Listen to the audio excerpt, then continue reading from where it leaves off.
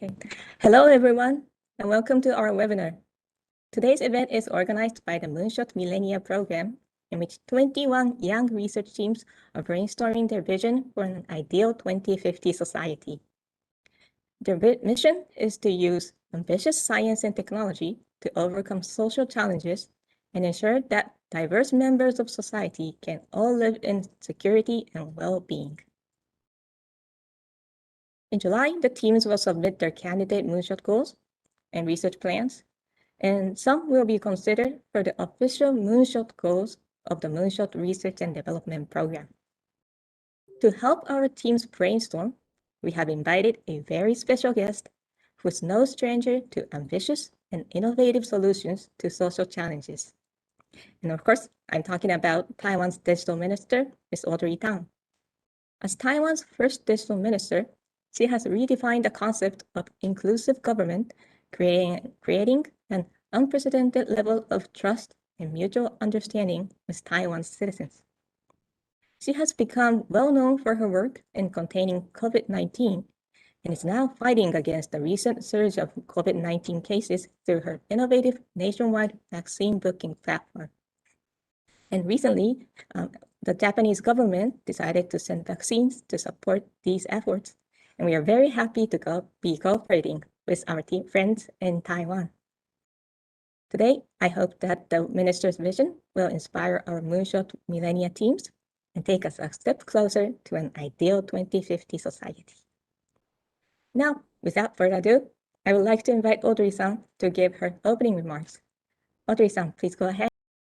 Hello and good local time, everyone. I'm really happy to be here virtually to first thank you for the AstraZeneca shipment, which we will put into immediate use. Actually, I think the vaccination will start 4 days from now. So we've expedited all the processes just as you did. So thank you again for the generous gift. It's always good to start my talk with some cute Shiba Inu. So here is the Shiba Inu.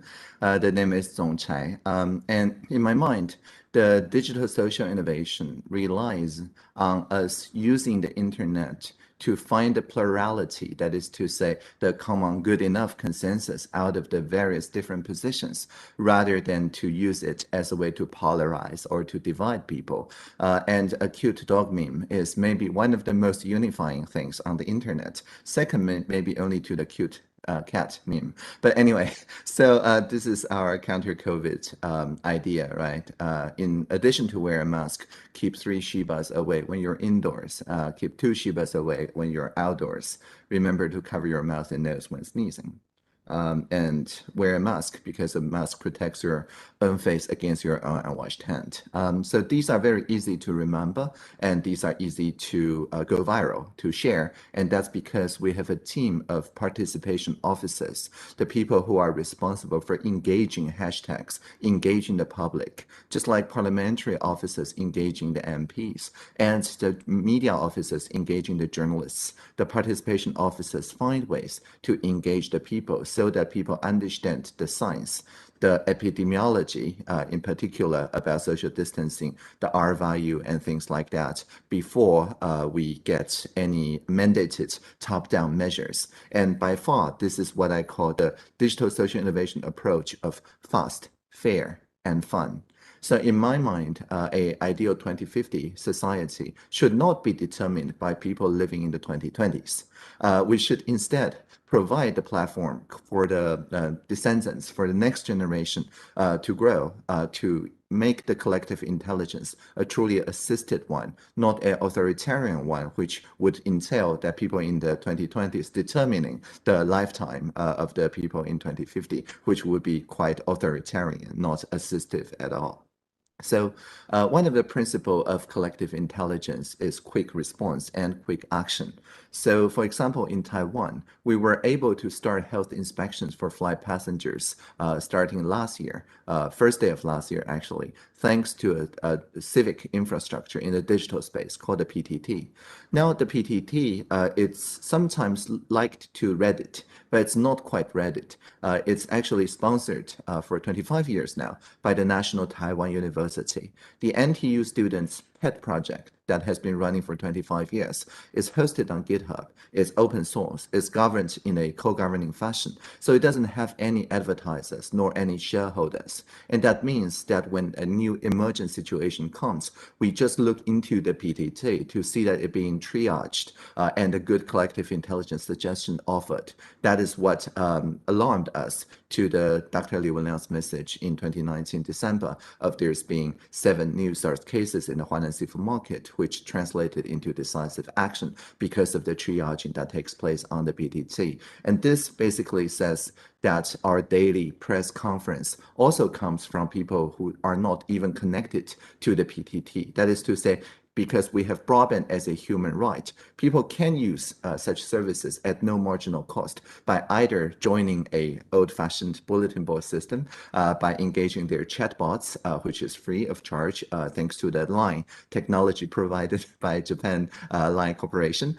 and also even toll-free numbers. So people can call into the toll-free number 1922 to suggest, for example, about mask rationing. What about pink mask suggested by the young boy who said, all my classmates who are boys in my class have navy blue masks. What to do if I have only pink masks? So the very next day, all the medical officers add a suggestion of the participation officer who lives with that Shiba Inu. So he suggested that everyone wear pink for a while. And then that did not just gender mainstreaming, but also explaining the science behind mask use in a way that goes viral without alienating anyone or any conspiracy theories. And the same idea behind the mask rationing map also inform our, for example, SMS check-in system. So in Taiwan, nowadays, you can see in thousands, actually hundreds of thousands of different places, you now see those QR codes. But instead of requiring any specific application, it just requires a QR code scanner that pops a SMS message. And again, sending the SMS to the check-in number is toll-free. And as you can see, this random code is randomized so that it can only be used for contact tracing and exposure notification purposes, but it does not carry, for example, advertisement or other values because it's not re-identifiable just by this code alone to the shop owner or store owner. And because we limit the 192 to use to only about pandemic prevention, so people can send such toll-free SMS numbers knowing that they will not be surveilled or advertised upon other than the contact tracers necessary services.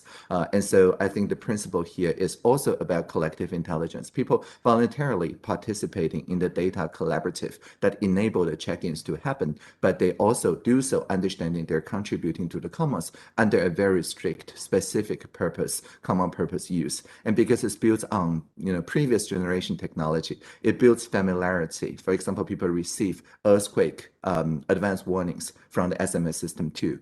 People receive flood advanced warning too. And so they understand that this appears on a different layer. It's not likely that they will be reading their line messages when an emergency comes. But when 192 to the SMS number notifies them, they do take heed and understand how to engage with that. So like for people who use Line, we have a dedicated Line bot that offers QR scanner. For people who are comfortable with Bluetooth, we have a Bluetooth exposure notification app that also doubles as a QR code scanner. And even for people who are not using smartphones, like feature phones, they just type in those 15 digits into a SMS app in that feature phone and then send the message out. I take the time to explain the details about this particular data collaborative case because I believe that it illustrates the core idea, which is the effective partnership relies on reliable data. But reliable data relies on open innovation. That is to say, the way of innovation that joins the various forces in the society. So instead of fighting against each other, one can see that each corner in the society is indeed contributing to the partnership of the goals, so that instead of a showdown between opposing values like privacy and human rights on one side and counter-pandemic on the other, we can actually innovate to bring these different values together. I understand that I'm allocated 10 minutes, so I'll just stop here, and I look forward to the Q&A. Thank you, Audrey-san, for your special lecture. It was very informative. I'm sure that it has inspired today's participants, the young researchers, and the leaders of the Millennia Program. Your speech can expand their minds and broaden their visions of an ideal 2050 society. Personally, I was very impressed with your innovative approaches using digital technology.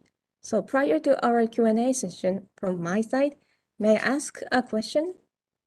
So my question is about quick decision-making. From your speech, it seems that Taiwan began health inspection for flight passengers from Wuhan to Taiwan just the next day after Wuhan health officials announced the discovery of the virus to the WHO. And now, against the recent COVID-19 surge, Taiwan has already succeeded in developing a vaccine appointment reservation system and is ready to make it available to the public. So you mentioned that the key to the success is mutual trust between Taiwan's government and citizens. But however, how can Taiwan make a decision so quickly? That's my question. Thank you. That's an excellent question. We adopt a model that I call people-public-private partnership. This differs from the traditional partnerships because the people, the social sector, sets the agenda, just as the PTT sets the agenda on how to react to the new development from Dr. Li Wenliang's message from Wuhan. This entire SMS check-in system, the specification is actually done by GovZero people. There's a group of people called G0V who essentially forks the government for all the digital services that's not provided or provided quite ineffectively by government website, which all ends in something.gov.tw. There's a bunch of people since 2012 that provide similar services, but under the domain something.g0v.tw. So just by changing an O to a 0, like join.gov.tw, changing that to join.g0v.tw, just one letter to digit change, you get into the shadow government that prototypes the kind of service that people want in the open source fashion. And because it's open innovation, that means that fork is a soft fork. It's meant to be merged back. So once people who are designing, for example, the check-in system, agree on something, and this agreement doesn't need to be very fine detail, it's not a contract, it's what we call rough consensus or good enough consensus. So once all the check-in systems developers reach a good enough consensus, they very quickly produce a working specification. And so I call this reverse procurement. So for us, in order to implement the vaccine appointment system that's fair, or the check-in system that's secure and privacy preserving, or a mask rationing system that's fast and privacy preserving.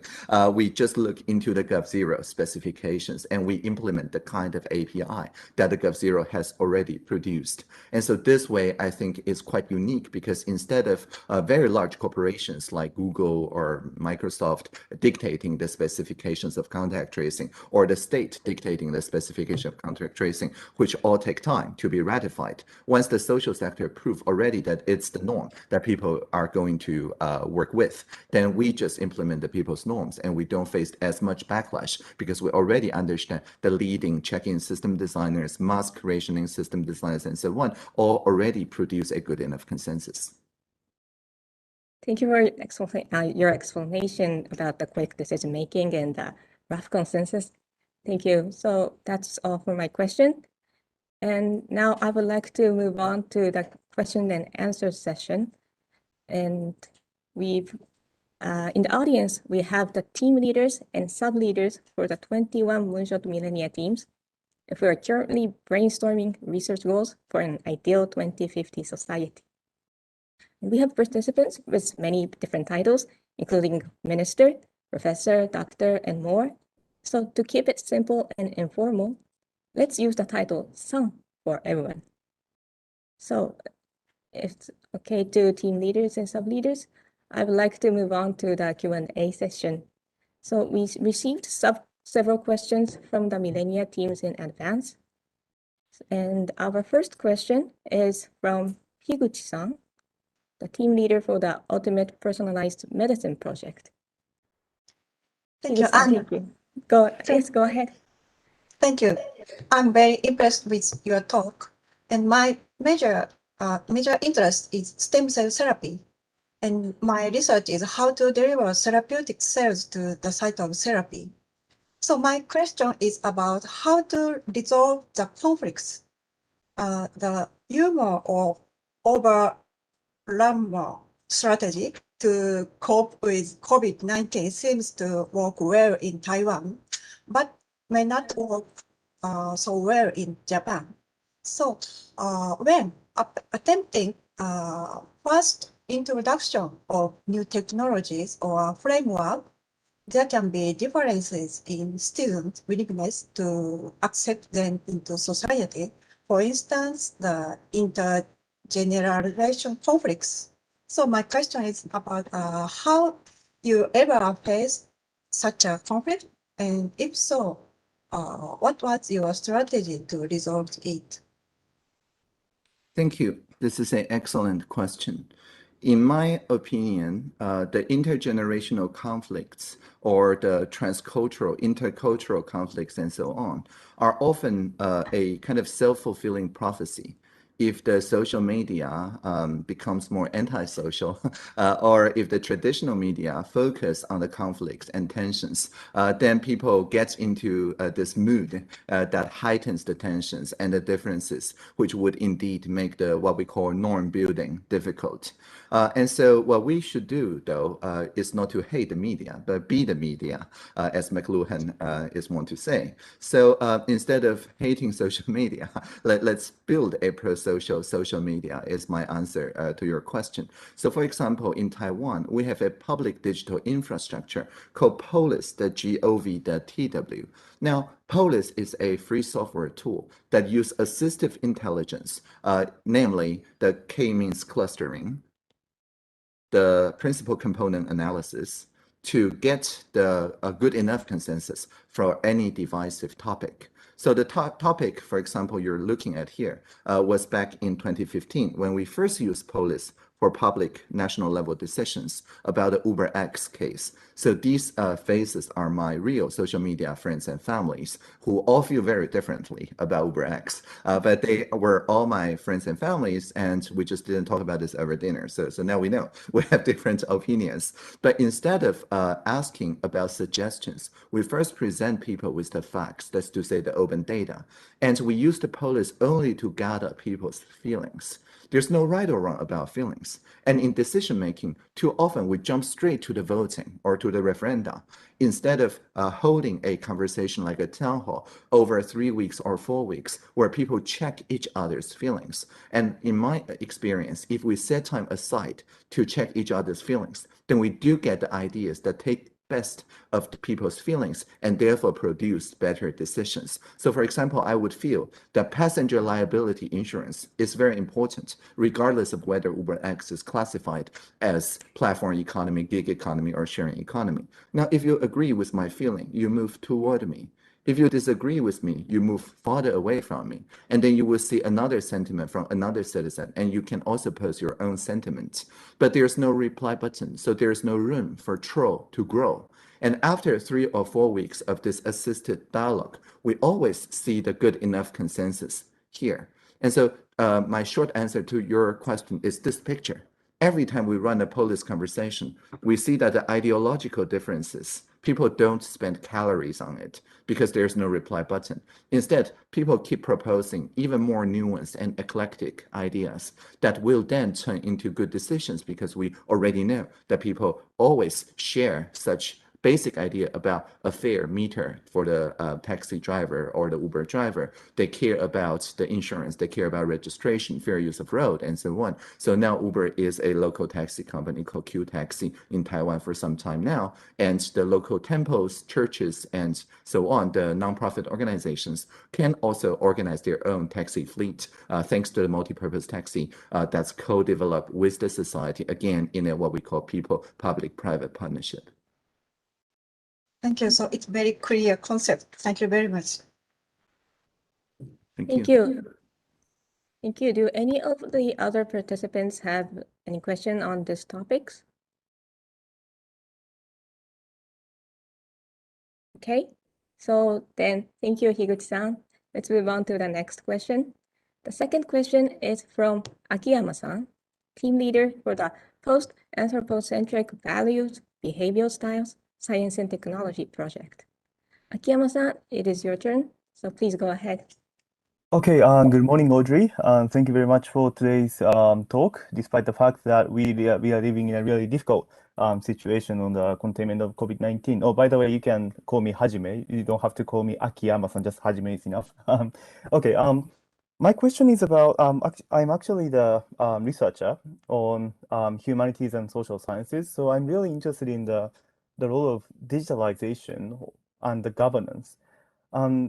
My question is about the trust or mutual trust between general public and the government. Listening to your speech, I thought that you don't have a really kind of polarized idea of government and people, but you kind of try to make them kind of not mixed, but you want to see the fusion of the government and the individual, which is great, I think. But at the same time, historically speaking, we have a kind of this clear distinction between or conceptual clear distinction between the government and the individuals and the tension between them. And I think this is one kind of traditional idea. Then from my perspective, my question is, what is the basis of the mutual trust between the government and individuals? I think this seems to be the key to the realization of digital governance. And also, I think this is not only important for Japan or Taiwan, but also all over the world to see how we can overcome the polarized society. Thank you very much. Thank you. So indeed, I think in order for a people-public-private partnership to foster based on mutual trust, we first need to establish the idea of a social sector. So not the third sector, not the voluntary sector, but the social sector, meaning that it's neither the third, like the less important, or just based on voluntary basis, but a dedicated group of people who look forward to working with both the economic sector and the governing sector, but maintains their own integrity, values, and identity. And this is what GovZero is about, right? In Taiwan, we say the civic tech people are not just prototyping for the government, they're prototyping with the government. Again, the government doesn't work for the people, we work with the people. But to give no trust is to get no trust. So someone has to trust first, right? So the GovTech people need to trust the citizens by, for example, publishing the real-time mask availability data in all the 6,000 pharmacies. That's an enormous trust because publishing real-time means that the public servant doesn't have time to review the numbers. If you publish every quarter, you can make sure the numbers are correct. But if you publish upon collection every 30 seconds, it's like a distributed ledger, right? All the data bias, all the data inaccuracies in the pipeline are going to be visible.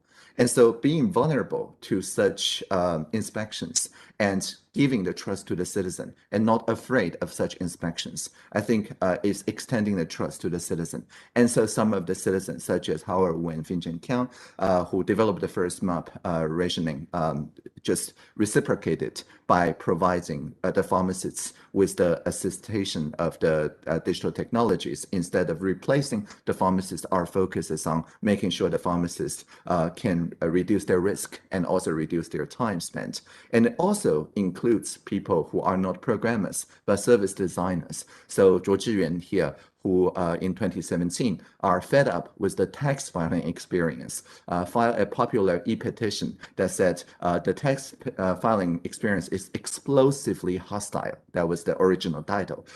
And people who complain about it, people who called for the Ministry of Finance to resign or whatever, are all invited by the participation officer. As part of our institution, we invite for every twice a month, we invite people to co-create on the services that they dislike. And so, for example, the tax filing system is then chaired by this lead petitioner, and thousands of people online produce hundreds of post-it notes that redesign the service completely in 2018 to 96% approval rate, unheard of in digital service. And that's because the people who complain spend the most time to think about how to make it better. And once we have this, because our procurement is based on API, so we can actually just use them like Lego blocks. This tax filing system, after a few parameter change, immediately became the mask pre-ordering platform. After a few parameter change, became the stimulus voucher vending program. It then became the QR code SMS 1922 check-in production platform. And then now it's becoming the vaccine appointment platform. So each time by connecting it to a different database, the co-creation of design synergy improves because in the original 2017 co-design, we assigned deliberately the participation officer who are not finance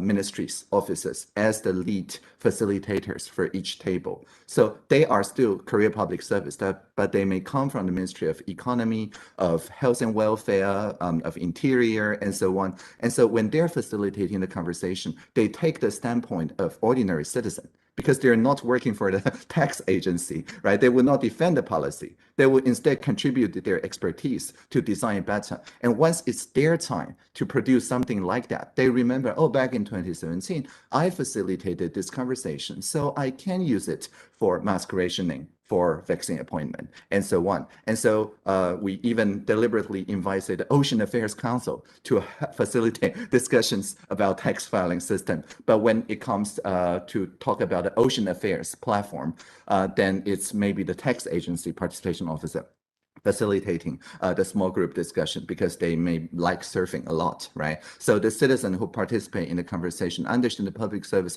are there to work with them, not defending any existing policy, because they too are citizens when participating in such collaborative meetings. Okay, Okay. thank you. Okay, Akiyama-san. Okay. Thank you, Akiyama-san and Audrey-san. And so now let's move on to the next question. Thank you very much. Thank you, Hajime. The next question is from Okada-san, and she's trying to make an ultra-diversity society where no one feels lonely in the world. So Okada-san, it is your turn. Please go ahead. Okay, thank you very much. So thank you for the meaningful and valuable your talk. Sorry, I'm a little nervous because you are the person I look up to. So anyway, so some our brainstorming team so deal with the theme of happiness. And so are hoping to overcome social isolation by applying tacit knowledge, cyber communication platform, and art to connect various individuals. So while linking people in this way, so how can we implement effective control and leadership? So while still ensuring that individual maintain their freedom and creativity? Thank you. That's an excellent question.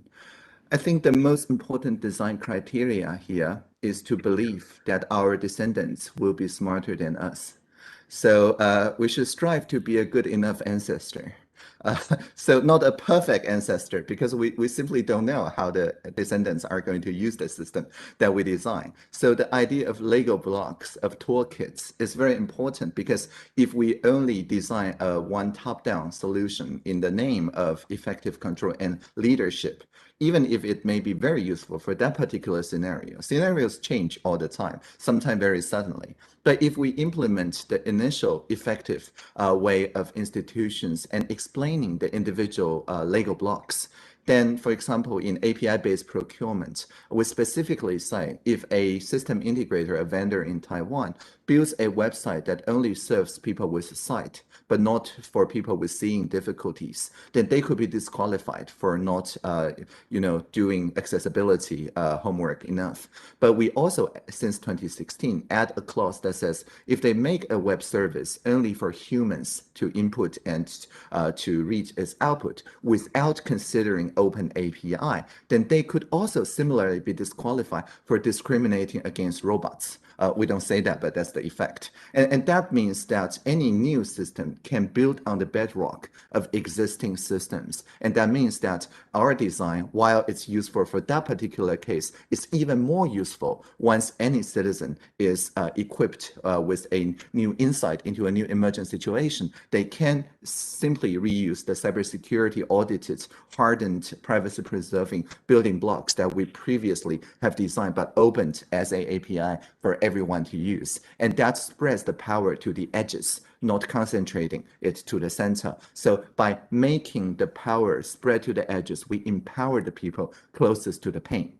So design with that in mind, then you will not do a trade-off between the leadership and control on one side and empowerment to the people on the other. You will simply say, this is a reference implementation, but if you can do so better, then feel free to do better. Thank you very much. So can I additional question? Sure. Thank you very much. So I see so about leadership. So I'd like to know about the followership. How do you think about the followership for the citizens? The what of citizens? Followership and leadership. So you tell me about the leadership. Yeah. Right. So I believe that the leader is not about ordering anyone. Rather, it is about finding the common values out of the different positions.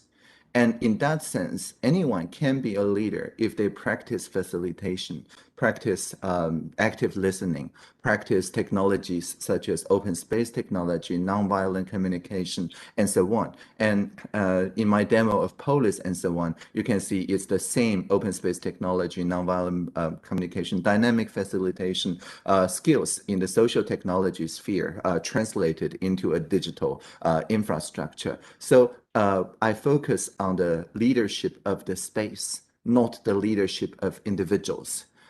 In other words, I'm designing myself out. So it doesn't require me to personally hold each facilitated conversation. Rather, we design a norm upon which people can facilitate such conversations themselves. And this is important because I'm limited in my own experiences. If I force myself to hold conversations on topics with people that I have no idea their life experience is, then I cannot make good decisions. So in that sense, I'm just designing the norms that they can use so that everyone can hold their own Polis conversations and town halls and so on. And I become a follower of the norm that I myself help set, but do not actually operate. Thank you very much. I see. Thank you, very Okada. much. Thank you, Okada-san, for your great questions. So now let's move on to the next question. The next question is from Kumagai-san, and he has been researching into social implementation of ideal mental states based on traditional wisdom. So Kumagai-san, please go ahead. Well, thank you very much. Thank you very much for your great talk, and I am really touched by your discussion and by your talk. I really love Taiwan and Taiwanese food and sweets. Yes, and I really appreciate your activities, especially about the mask purchase system, and you integrated cyber space and physical space. But I think that you added compassion and kindness to the system. I really appreciate your activities. And thanks to the advances in science and technology, humankind can enjoy material abundance. On the other hand, mental problems are often left behind. For example, after completion of vaccine, people started to fight to take as much number as possible. And so my research team is focusing on human mind. And we are now trying to integrate traditional wisdom and cutting-edge science to develop a new technology called psyche navigation system, which supports the human mind and contribute to the well-being of human and society. And I have a question for you. And you have used programming and computing to build large cyber spaces, which is a collection of intelligence and information. And I'd like to ask you about your understanding of the concept of human mind and humanity. And what is your conception of human mind and humanity? And how do you think it applies to the creation of digital systems? Thank you. In my mind, we are just a vehicle of our conversations, communication, and relationships. So the thoughts inhabit us in a sense. And I serve mainly as an amplifier, increasing the basic reproduction number of the ideas worth spreading. And so taking this view, I'm seeing the assistive intelligence or AI as taking place between our communication to facilitate our communication, not presiding above us to replace individuals, to take away jobs or things like that, but sitting in between the human communications, which is why I draw the distinction between authoritarian intelligence, which is about top-down individual control, and assistive intelligence, which is about increasing the communication bandwidth and quality of humanity as something not replacing, but between us, amplifying our conversations.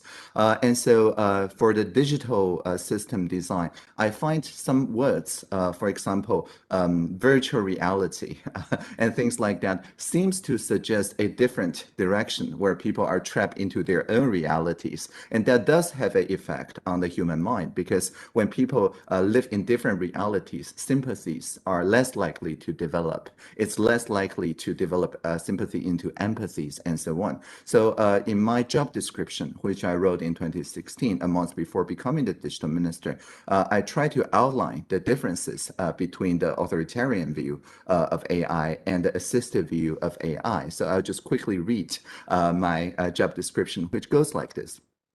When we see the Internet of Things, let's make it an Internet of Beings. When we see virtual reality, let's make it a shared reality. When we see machine learning, let's make it collaborative learning. When we see user experience, let's make it about human experience. And whenever we hear the singularity is near, let us always remember the plurality is here. Hope that answers some part of your question. Oh, thank you very much. Thank you, Kumagai-san. And so let's move on to the next question. The next question is from Kado-san, and he has been considering innovative technologies for typhoon control and typhoon power generation. So Kado-san, please go ahead. Hi, Audrey-san. It's a great honor to talk to you, my colleagues and my family envy me, definitely. And then my question is about the human intervention in the natural environment. So my question is 2 points. 1 point is, what are the most important steps to create disaster resilient society by 2050? And the second one is, to what extent should human beings be allowed to disturb the natural environment? Sorry, be allowed by whom? To what extent should human beings be allowed to disturb the natural environment? That's right, but allowed by whom? Is there something above human beings that allows us to disturb? So my point is that human beings can change or control the natural environment for the human beings. Okay, right. So it's more like a ethical question. It's not a capacity question, because the capacity question doesn't really have an answer. I think the ethics question depends on the local social norm. And for things like the pandemic or the climate change and so on, the most difficult challenge is norm building, because norm building requires shared values, and shared values require shared sense of urgency. We see that for the pandemic prevention efforts, for the first time, the entire globe do feel like a community, because we assign very similar urgency to this same task. And so we're able to build global norms in a very short amount of time. On the other hand, for say climate change, previously people who live on islands assign higher urgency to climate change, including Taiwan and Japan. But people who live on very large land masses maybe assign a less urgency on climate change, and that affects the norm building, and that then affects the kind of conversations that we need to hold in order to limit our damage to the environment and so on. So my suggestion would be to build on the shared urgency platforms, such as nowadays pandemic control, but also infodemic control. That's also something that people feel, especially democratic polities, feel a shared sense of urgency. If we can feel the same sense of urgency, then we can actually understand the memes and the virus doesn't know country borders. And then we can implement useful norms and building upon such Lego blocks to limit ourselves, our actions to be more pro-social because people already understand the importance and necessity of doing so. But if we do our action planning based on different urgencies, then what seems normal to one society may look excessive or too conservative by another society. And that makes it harder to implement the norms that do the damage control. So I think in order to be more resilient, to make the consequences of the disasters more tangible to ordinary citizens, that's the most important. In Taiwan, for example, our presidential hackathon every year awards 5 trophies to 5 social innovation teams that raise such awareness. Last year is all about climate change and action and mitigation. And so there's a Japanese app called MyMitsu that shows the water drinking fountains near you. And the Taiwanese team took that idea, but add the climate change adaptation idea into it. So not only does it show how many plastic bottle is saved, how many carbon footprint is saved, it also push notification once you are about to suffer heat damage from unexpected high amount of heat. It also suggests other ways to act in a pro-environmental way and so on. So it became like a Pokemon game where you can complete tasks to collect coins and redeem environmental friendly goods and services and so on. And so all this is important because without such shared sense of urgency, the various different pro-environmental and pro-social groups don't act in coordination. And such apps, such participation tools is one of the ways to raise the common urgency and therefore shared value. Okay, thank you very much. Thank you very much. Thank you. Thank you, Kato-san. So now let's move on to the next question. The next question is from Fujiwara-san, and he's researching social implementation of embedded cyborg technology. Fujiwara-san, please go ahead. Hi, good morning. Thank you for your talk. Now I'm researching about implantable devices to enhance our capability. So my question is, if the technology to implant electrical chips becomes available with sufficient efficiency and safety, so do you think its usage will be beneficial to the general public people, in particular patients with dementia? Do you think about that? Are you talking about the kind of Nordic countries who use the NFC chips for identification and carry them within their skins all the time? Are we talking about such just carrying card implants or deeper like Neuralink implants? Yeah. The later part. Yeah. Okay. Sure. So I think this is an excellent question for the kind of consultation that police are designed for, because each society assign very different norms to such things.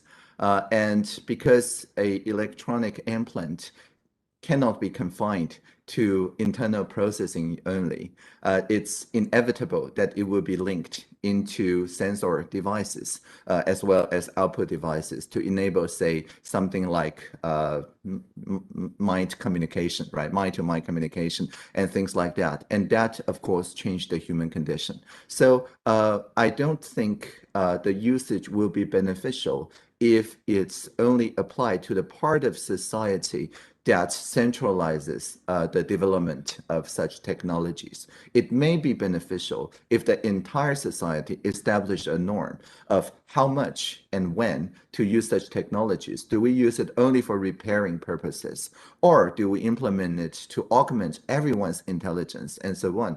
If the society agrees on such a norm and the norm is participatory in the sense that people understand the consequences and voluntarily join in it and allow a long enough time to make individual decisions, then I believe it may be pro-social. But if without such a conversation and then force upon people on the values of convenience and so on, then we may see things like touchscreen addiction only amplified like 10,000 times.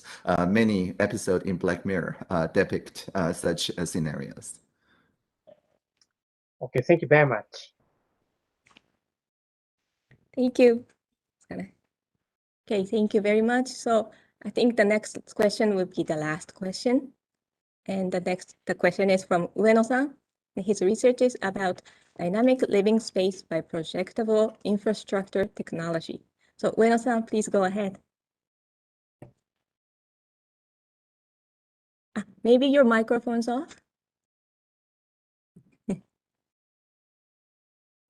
Sorry, can you hear me? Maybe you could speak a bit You're a louder. little bit soft. hear me? I hear you, but the voice is a little bit soft. Oh, okay. Better. It's better? Yes. Okay. 你好，蛋长 and 很高兴认识你。That's limit of my Chinese speaking ability, and I need to proceed to my question. And if system development and introduction into society are carried out in parallel, we can expect faster development, but also faster appearance of adverse effects. And the original question I made was, what precautions must we take when using society as a test environment of new technology like the COVID-19 apps development? But listening to your previous answers, my question is changing. Fast appearance of adverse effects can be picked up very easily, but delayed effects, adverse effects, is very difficult to pick up. So how can we pick up those kind of delayed effects? We cannot respond to the fact or something immediately, but our mind is always delayed. So how to pick up those adverse effects? Okay, that's excellent. So first of all, I think there are people who basically plan out more, right? So for them, if an adverse effect comes 1 year from now, or even 10 years from now, they're more worried about it, just as people who worry about the climate crisis now, but before it's called a crisis or emergency, there's already people who worry about such long-term effects of human actions. So what's important is that we need to shape the society so it's not just a few people, scientists and technologists, worry about such long-term effects, whereas most of the people think about the convenience and the instant gratification offered by technologies on the short term. If it's shaped like this, then the society cannot have a real conversation. We need to build a ladder of expertise like this, where every point of understanding about epidemiology, about the human sciences, about science and technology and society and so on, every point in this population distribution, when people want to learn a little bit more about long-term effects, they know who to talk to. And the people who are a little bit more informed about these, in turn, also knows once they want to contextualize the information they receive and send out, who are the professionals they can seek out to. And the professionals can then reach out to the interdisciplinary research groups, such as the very one gathered upon here, to contextualize their discoveries and so on. And they can seek even more experts and so on. And so when we shape this effect of the society, then we can provide not just what we call digital literacy or media literacy or science literacy. We then offer something different. We call it the digital competence. And recently, I talked with Jun.8, who says digital competence may be translated to Nihongo as digital, like judo or aikido or something. the way of digital.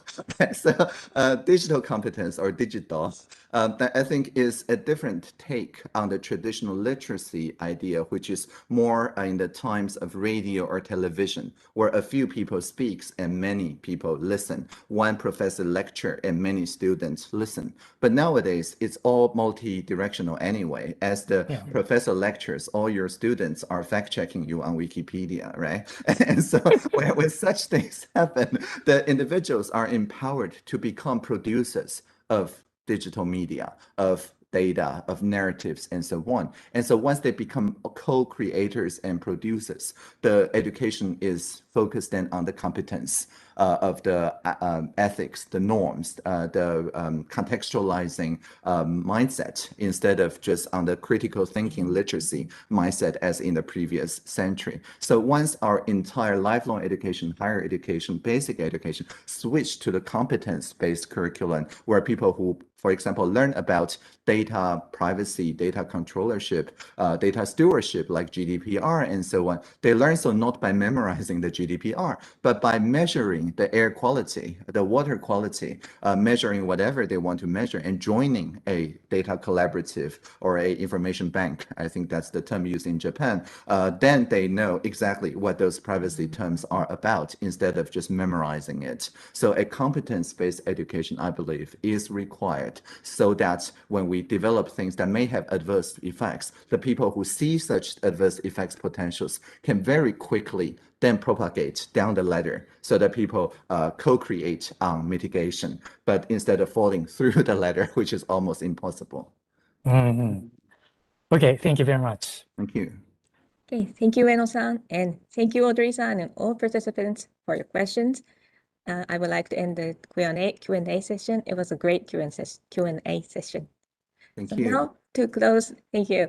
So now to close today's webinar, President Hamaguchi of JST will give his concluding remarks. So Hamaguchi-san, please go ahead.